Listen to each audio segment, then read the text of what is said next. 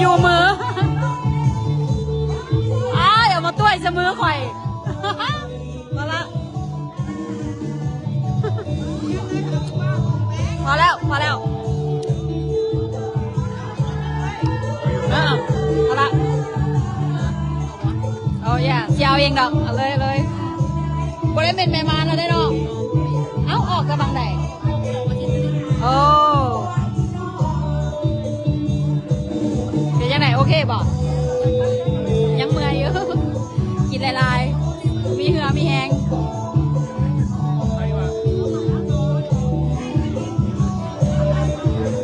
สักครู่ยัดใส่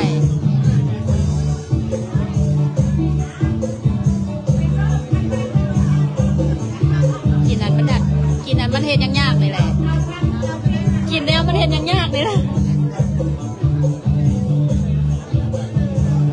อาหารหลายเด้อพี่น้องอันนี้แหนม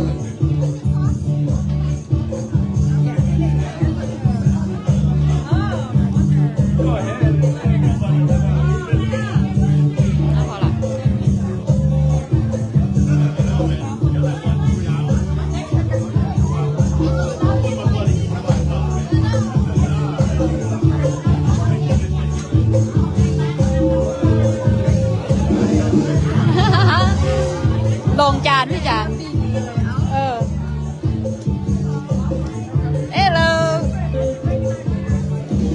พอดีอันนั้นเจ้าตักไม่ใส่ของข่อยเลย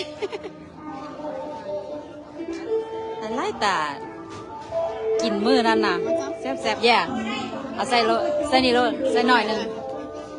ปกใส่นี่เลยโลมันมาข่อยตักเอาโอเคตักปกเลยอะไรข่อยมากได้เนี่ยนี่นะแซ่บโอ้ยไผ่นอร้องเพลงน่ะเนาะพอละ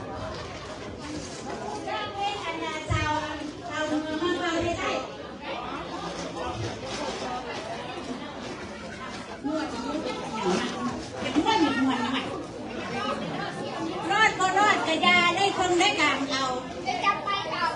ได้จับไหมไอ้ใช่ไหมอันนี้ล็อกโอ้ก็ต้องไก่ไม่งง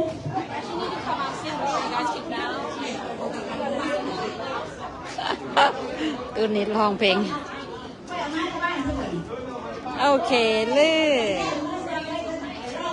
สิกินกันเด้อนี่เด้อ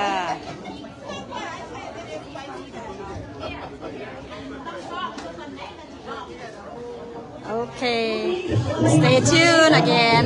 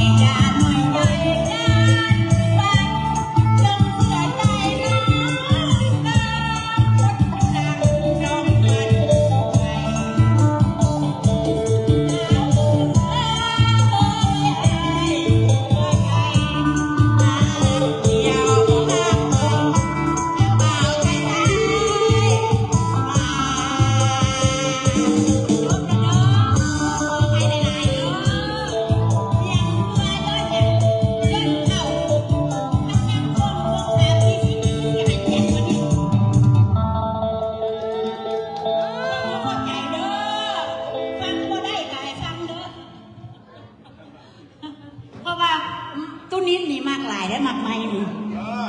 ไม้ปัจจุบันไม้นี่มันเสียงดีอยู่เสียงดีป่ะเอาไม้ต้อง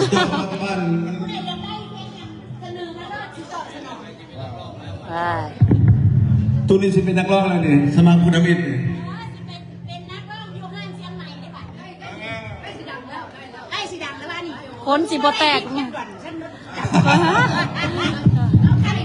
คนบ่ได้ยินมันบ่ดังไหนก็เริ่มกำลังเว้าไป อนเด้อ